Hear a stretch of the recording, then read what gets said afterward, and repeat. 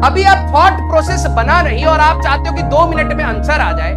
आज से पहले फिजिक्स के लिए कभी कलम चलाई नहीं, कभी इस तरीके से विजुलाइज किया नहीं और आप चाहते हो 2 मिनट में आंसर भी आ जाए।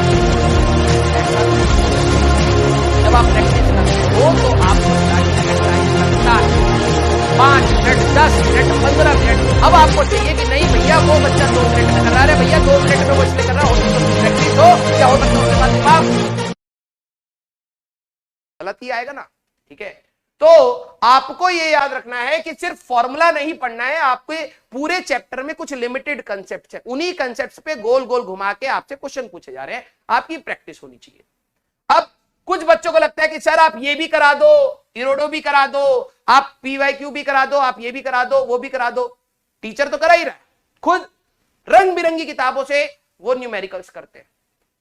बेटा गो फॉर कंसेप्ट। आपके पास टाइम लिमिटेड होने की वजह से आपको पूरे चैप्टर के कंसेप्ट आपके पास समझ में आने चाहिए, पहली बात, और क्वालिटी प्रैक्टिस आपकी होनी चाहिए। अब कुछ बच्चे क्वालिटी प्रैक्टिस को ये समझते हैं, जो भी बच्चे ये समझते हैं कि quality practice means tough question, वो सबसे बड़े गधे होते हैं। Quality practice means relevant questions, जिस टाइप के क्वेश्चंस आपके एग्जाम में पूछे जाते हैं। अगर आप जबरदस्ती बीएससी का कोई क्वेश्चन, अगर आपको मैकेनिक्स समझ आने लगी, आपने बीएससी की मैकेनिक्स की कोई क्वेश्चन उठा लिया और अगर आप कर भी लेते हैं, उससे आपका रैंक नहीं निकलेगा, पहली बात। ठीक है, this is a smart study कि आपको आपकी क्वालिटी प्रैक्टिस पे वो देना है, और क्वालिटी प्रैक्टिस आपके लिए क्या होगा, इसमें भी बच्चे अब रोने लगेंगे। मैं सिर्फ फिजिक्स के लिए आपको बता रहा हूं, आपके सबसे इंपॉर्टेंट हुए नोट्स। आपको नोट्स को दिल से समझना है, दिल से समझना है, पहली बात, रटना नहीं। ठीक है, उसके पीछे के अंडरलाइनिंग कंसेप्ट्स को समझना है कि ऐसा क्यों हो रहा है। फिर नोट्स के अंदर के क्वेश्चंस आपको करने हैं, आपके डीपीपीज हैं, फिर आपके टेस्ट्स हैं जिसको आप बहुत लाइटली लेते हैं, फिर उसके बाद आपकी एचसीवी एंड मॉड्यूल्स आते हैं, और अगर आपके पास फिर भी टाइम बचता है तो आपके पीवाईक्यूज आते हैं। More than sufficient. अब कुछ बच्चे फालतू के सवाल मेरे से पूछेंगे, सर मैंने एचसीवी नहीं लेके मैंने ये किताब ली, वो किताब ली, वो आपका डिसीजन है, आपने करना स्टार्ट किया, आप उसको खत्म करिए। ठीक है, नेक्स्ट चीज जो सबसे ज्यादा बच्चों को खराब कर रही है आज की डेट में, that is time bound practice. ठीक है, क्वेश्चन में ज्यादा सोच नहीं पाते, क्यों? क्वेश्चन आपका कंसेप्चुअल है। ठीक है, आपने कंसेप्ट लॉजिकली सोचो यार, अगर मेरे पास सीढ़ी ही 2 मीटर की है तो मैं 5 मीटर तक कैसे पहुंच पाऊंगा? मेरी हाइट मान लो है ही नहीं। बेसिकली आप क्लास के कंसेप्ट, बेटा कोई भी टीचर ये नहीं कहता यार इस क्वेश्चन में कुछ नया सोचा जाए, आओ भाई थ्योरी हटाओ, क्लास हटाओ, कुछ नया सोच। जो आपकी क्लास में पढ़ाया जा रहा है उसी को कहीं ना कहीं गोल घुमा के पूछा जा रहा है। पहली बात है आपके कंसेप्ट सॉलिडिफाइड नहीं है, उसकी वजह से आपको दिक्कत आती है, और कंसेप्ट के साथ आपकी प्रैक्टिस बहुत वेग डायरेक्शन में जा चुकी है। आप कुछ भी जो मन में आता है वो उठा के प्रैक्टिस कर रहे हो, और मैं बता रहा हूं बेटा वो आपके लिए सबसे बड़ी घातक चीज है। ठीक है, अब हमारे पास टाइम बाउंड प्रैक्टिस, मैंने बकवास सुन सुन के मेरे कान पक चुके हैं। ठीक है, कि सर टाइम बहुत लगता है क्वेश्चन करने में, तो क्या पेपर दे रहे हो तो टाइम का इंपॉर्टेंस है? टाइम बाउंड प्रैक्टिस आपकी तब होती है जब आप एग्जाम से पहले मॉक टेस्ट दे रहे होते हो। ठीक है, अभी आप थॉट प्रोसेस बना नहीं और आप चाहते हो कि 2 मिनट में आंसर आ जाए। आज से पहले फिजिक्स के लिए कभी कलम चलाई नहीं, कभी इस तरीके से विजुलाइज किया नहीं, और आप चाहते हो 2 मिनट में आंसर भी आ जाए। ऐसा नहीं होता भाई।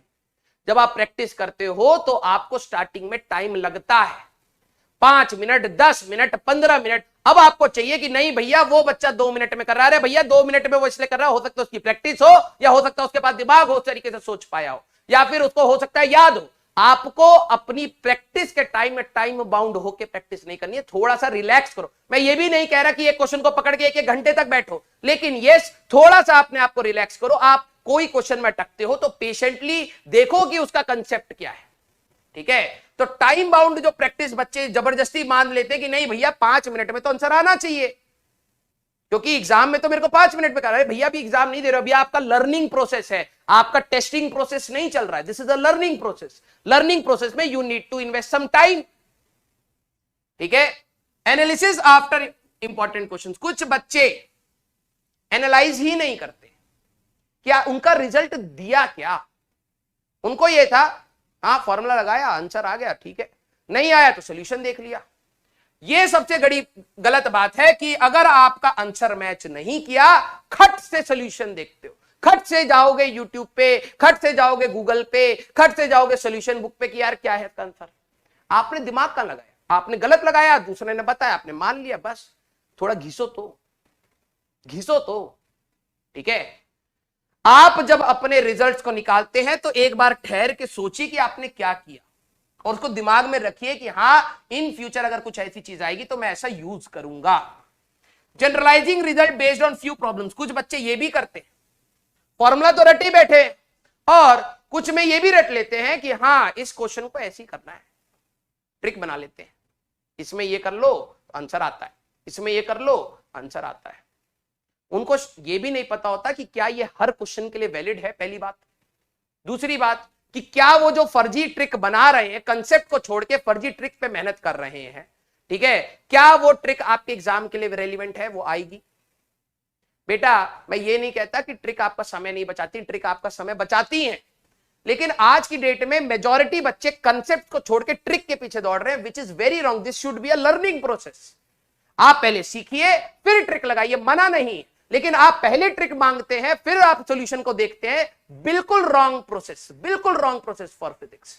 आपका physics is a thought process बेटा, physics is a thought process. आपने थॉट प्रोसेस ही नहीं डेवलप किया, आप उसमें आंसर निकालने की अप्रोच पर आ गए कि हाँ यार मैं इसमें ये कर देता हूं आंसर आ जाएगा, इसमें ये कर देता हूं आंसर आ जाते हैं। मैंने पूरे सिलेबस में आपको ट्रिक नहीं बताई, क्यों? रीजन बीइंग आपका लर्निंग प्रोसेस तो बने, लर्निंग एटीट्यूड तो बने, सीखो तो उसके पीछे। तो आप लोग जो जनरलाइज कर लेते हो कंसेप्ट्स को, वो आपका जेई मेंस क्या पूरा चौपट करेगा बाद में। ठीक है, मॉड्यूल और एचसीवी बेटा, अब देखो इलॉजिकल चीजें। अब कोई बोलेगा सर मैं एचसीवी लगाता हूं, मैं आपको बताऊंगा मॉड्यूल और एचसीवी में कौन सा बेटर है।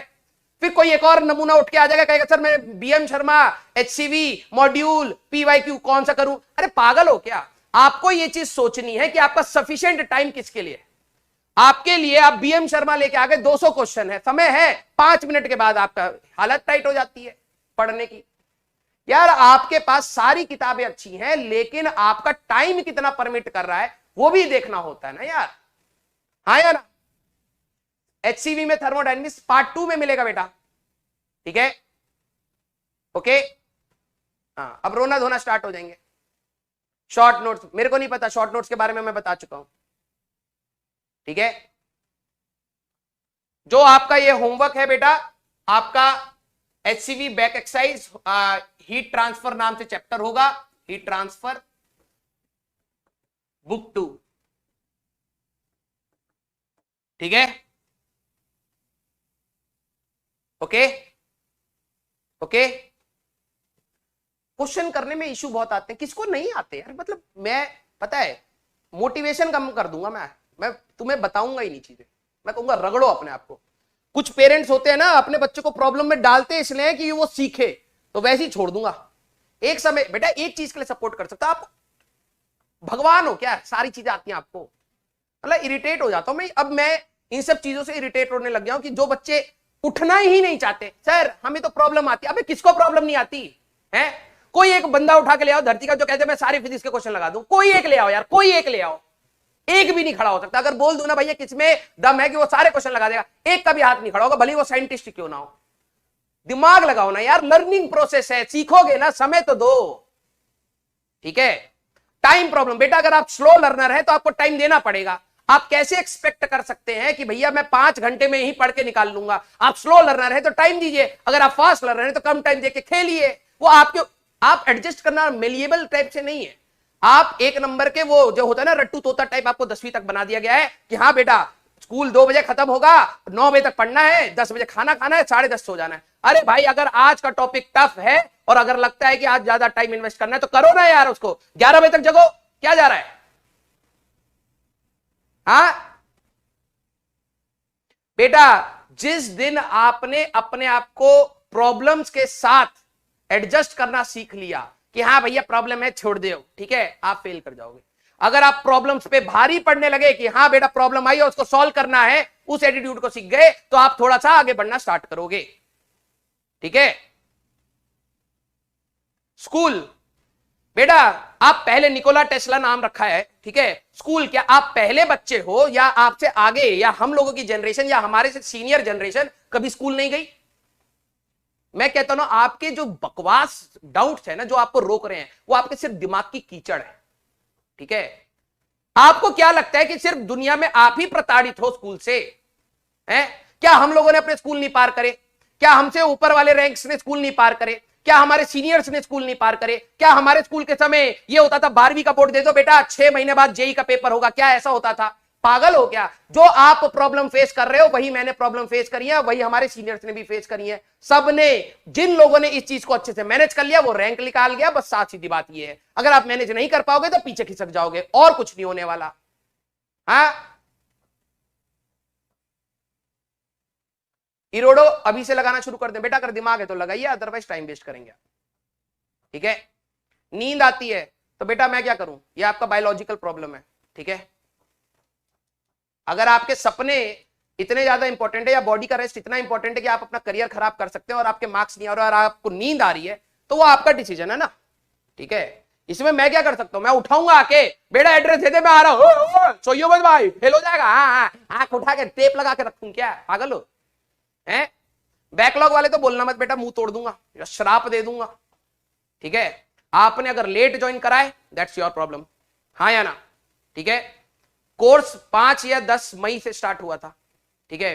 अब आप दुनिया में भ्रमण लगाओ या कहीं पर भी करो, वो आपका प्रॉब्लम था। अब आप आए हो, सिंक मारना है, सिंक के साथ चलना है, मेहनत तो करनी पड़ेगी। बैकलॉग आपकी प्रॉब्लम है, बैकलॉग एक्सप्रेस आपको दिया गया था, अगर आप नहीं यूटिलाइज कर रहे आपकी गलती, ठीक है। और बोलो भाई, हैं? यूट्यूब एडिक्शंस किसने दिलाई है? किसने दिलाई है? मैंने? मेरे से क्यों पूछ रहा है? तेरी प्रॉब्लम है, सॉल्व कर, देख ले तेरे लिए कि यूट्यूब ज्यादा इंपॉर्टेंट है। एक मैं इसलिए कहता हूं प्रैक्टिकल सोच लिया कर ना, उस समय जब यूट्यूब देख रहा होता है तो सोच लिया कर कि उस समय तेरे लिए यूट्यूब ज्यादा इंपॉर्टेंट है, तेरा 2 साल के बाद का पेपर इंपॉर्टेंट है, पता लग जाएगा। घर में एक बार झांक लिया कर कि हाँ प्रॉब्लम है, या फिर मुझे कुछ कमाना है, या फिर मुझे कुछ करना है, या फिर यूट्यूब से जिंदगी चल जाएगी, देख ले और कर ले बेटा। अगर मैं सच्चाई पे बोलने आऊंगा कड़वी लगेगी, मैं बोलता नहीं हूं, ठीक है, लेकिन आप लोग मुझे जबरदस्ती उस चीज पे बोलने के लिए कह रहे हो। मैं इन सब टाइप के बच्चों से बहुत ज्यादा दूर रहता हूं, ठीक है। अगर आप पढ़ रहे हैं, मैं ये नहीं कह रहा कि अगर आपके मार्क्स कम आ रहे हैं तो आप मेरे लिए अच्छे नहीं हो, आप मेरे लिए उतने अच्छे हो, बस डिसाइड करेगा कि आपकी मेहनत कैसी है। अगर आप, मैं देखता हूं यार कम मार्क्स वाला बच्चा भी ना मेरे दिल में समा जाता है अगर वो मेहनत कर रहा होता है, ठीक है।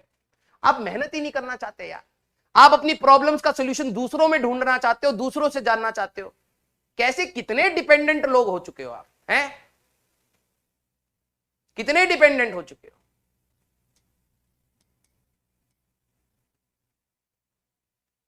एचसीवी अगर आप शिद्दत से कर जाते हैं, एचसीवी क्लास के नोट्स, डीपीपी, टेस्ट, पहला अगर आप इतना भी कर जाते हैं, ठीक है, मैं बता रहा हूं बहुत अच्छी रैंक आती है, बहुत अच्छी रैंक आती है, अच्छा एनआईटी की अच्छी ब्रांच आती है। अगर आप इतने में कबाड़ा कर देते हैं, भूल जाओ। बोर्ड सर 12th के बाद कितना टाइम मिलता है? डिपेंड करता है, पिछले बैच को तो 12th, इस बार वाले बच्चों का लकीली बोर्ड सेपरेट आउट हो गया तो टाइम मिल जाएगा, हो सकता है 15-20 दिन, ठीक है, हो सकता है पहले भी हो जाए, कोई भरोसा नहीं है, ठीक है।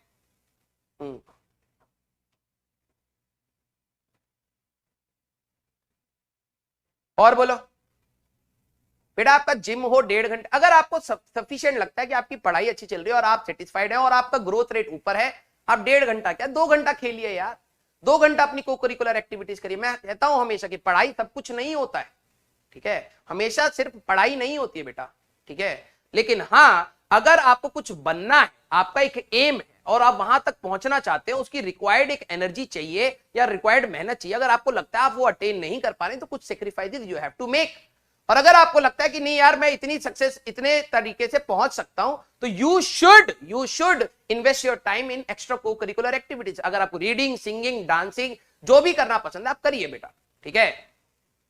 मैथ्स बेटा आपके 3 टाइप की लर्निंग होती है, ध्यान से सुनिए, ठीक है। अब आपको लगता है कि जो मैं फिजिक्स के लिए बता रहा हूं वो मैथ्स के लिए भी वैलिड होगा, नहीं। हमारे पास there are 3 type of learning. एक आप जो लिख के सीखते हैं, ठीक है, राइट एंड रीड, ठीक है। एक होती है आपकी लिसनिंग, ठीक है, और एक होती है आपकी विजुअल्स। 3 लर्निंग्स होती हैं।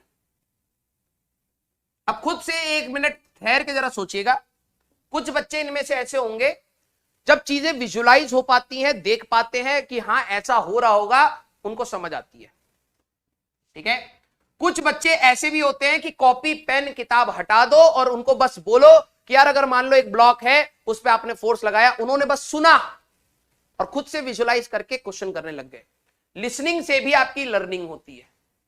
और कुछ बच्चे होते हैं सर जब तक मैं लिख के नहीं देखता याद ही नहीं होता। Right and read. ठीक है, every student has all 3 learning prospects, तीनों लर्निंग प्रोस्पेक्ट्स होते हैं। ठीक है, लाइव क्लास में इंटरेक्टिव क्यों हुआ? क्योंकि जब हम लोग विजुअल्स दिखाते हैं, क्योंकि मैं बता रहा हूं 60% के आसपास लोग विजुअल्स वाले होते हैं, ध्यान से सुनना। ठीक है, 50 या 60% लोग विजुअल होते हैं, सामने दिखता है तो ही मानते हैं। बहुत ही कम बच्चे होते हैं जो राइट एंड रीड से ही कर पाते हैं। और अगर तुम बहुत अच्छे साइंटिस्ट को देखोगे ना, थियोरेटिकल फिजिसिस्ट को अगर देखोगे, तो वो विजुअलाइजेशन वाले नहीं, वो हमारे पास थॉट प्रोसेस वाले होते हैं। उनका लिखने से ही उन्होंने थियोरेटिकली सोच सोच के लिख ही दिया। उन्होंने देखा नहीं कि भैया टाइम चेंज हो रहा है या ग्रेविटी वेरी कर रही है, लेकिन उन्होंने बताई थ्योरीज। वो भी एक लर्निंग होती है। और एक होती है सुनने वाली। ये तीनों होती हैं। अब आपके ऊपर है कि आप देखो आप किस चीज से ज्यादा सीख सकते हो, उस टाइप की स्टडी आप करो। ठीक है, तीनों होती हैं। ओके, हाँ, ओके। जेई एडवांस का पेपर, सच बता रहा हूं, जेई एडवांस की जो रिक्वायरमेंट होती है वो आपकी खुद की नॉलेज और एडेप्टेबिलिटी होती है। ठीक है, अगर आप क्रिटिकल थिंकिंग को सोच पाते हैं, ठीक है, तो आपका जेई एडवांस में हो जाएगा। ठीक है, क्रिटिकल थिंकिंग को सोच पाना वो डेवलप भी होती है और नेचुरल भी होती है। कुछ लोग नेचुरली सोच पाते हैं, कुछ लोग प्रैक्टिस से डेवलप करते हैं। लेकिन जेई एडवांस से पहले आता है आपका जेई मेंस। ठीक है, उससे पहले आता है बोर्ड्स। तो हमेशा लेवल वाइज जाना चाहिए। कुछ बच्चे पहले जेई एडवांस का सोचते हैं ना, ये निकलता है और इसमें तो फेल ही होते हैं। ठीक है, तो गो स्टेप बाय स्टेप और आपका हो जाएगा। Okay, okay. Marks low in school, तो कभी भी अगर आपके मार्क्स कम आ रहे हैं तो वही तो बात है, टेस्ट देखना जरा, आप खुद से एनालाइज करना, आपने टेस्ट कितने दिए हैं, यहां पर कितनी बार अपने आपको टेस्ट एनालिसिस करी है? कभी नहीं करी होगी। एग्जाम से अचानक जाके बैठोगे तो यही होगा। तो आप कभी भी अगर अपने आप को एनालाइज नहीं कर रहे तो रिजल्ट कहां से आएगा? तो आपको देखना है कि एग्जाम में क्या गलती हुई। आप पढ़ के नहीं गए थे, आपको थ्योरी रिवाइज नहीं थी, आपने लिख के नहीं देखा, या आपने डायग्राम नहीं बनाए, या आपको फॉर्मूला याद नहीं थे, या आपकी राइटिंग खराब थी, या आपने पेशेंस से नहीं करा, या आपकी सिली मिस्टेक्स थी। हजारों रीजंस हो सकते हैं, हर बच्चे के अलग हो सकते हैं। आप एनालाइज करिए कि आप में क्या गलती करी, उसके लिए क्या सुधार हो सकते हैं। 2 मिनट सोचोगे, अपने आप पता लग जाएगा। प्रैक्टिकल होती हैं सारी चीजें, अपने आप पता लगेगा। इनकॉर्पोरेट करिए और प्रोग्रेस करिए। ये रिजल्ट्स आपके लिए सिर्फ एक शीशे के जैसे हैं, जिसमें आप अपनी शक्ल देख सकते हो कि आप कितने बदसूरत और कितने खूबसूरत। ठीक है, अगर आप टेस्ट देते हो तो आपको शीशे जैसा है। अच्छा पढ़ोगे तो अच्छा लगेगा, खराब पढ़ोगे तो खराब मिलेगा। ठीक है, और कुछ नहीं होता। ओके, हाँ। रिवीजन प्रॉब्लम मत करो। रिवीजन से प्रॉब्लम है तो मत करो। एक रास्ता ये है और दूसरा रास्ता आपको पता है, मैनेज करो। ठीक है, तो मिलेंगे नेक्स्ट क्लास में काइनेटिक थ्योरी ऑफ गैसेस से। ठीक है, हम लोग kinetic theory of gases start करेंगे। केमिस्ट्री में आप Boyle's law, Charles law, Gay Lussac law, Avogadro's law, ये ideal gas equations, real gas equation हमारे में नहीं है, आइडियल गैस इक्वेशंस, ये सब आपने थोड़ी बहुत पढ़ी हैं। हम लोग वहीं से स्टार्ट करेंगे। ठीक है, तो tata, bye bye, take care. पढ़ते रहिए, मचाते रहिए।